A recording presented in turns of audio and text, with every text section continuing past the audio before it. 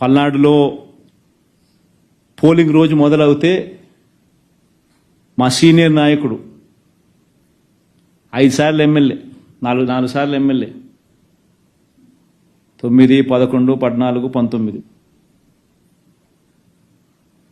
మంచి పేరు ఉంది కాబట్టి తను అన్నిసార్లు రిపీటెడ్గా 4 సార్లు వరుసగా ఆయన ఎమ్మెల్యే గెలుచుకుంటూ వచ్చాడు.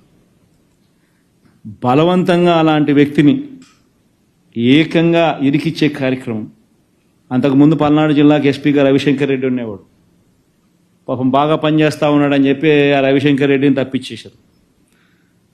వీళ్ళు ఎలక్షన్ కమిషన్ను, వీళ్ళకున్న కేంద్ర ప్రభుత్వంలో వీళ్ళకున్న పలుకుబడితో బిందు మాధవ్ అని చెప్పి ఒకరిని ఎస్పీని తెచ్చుకున్నారు. ఆయన చేస్తూ ఉన్న ఆకృత్యాలు అక్కడ అంతా ఇంత కాదు అని చెప్పి ఏకంగా తెలుసుకుని ఎలక్షన్ కమిషనే స్వయంగా ఆయన్ను సస్పెండ్ చేసింది.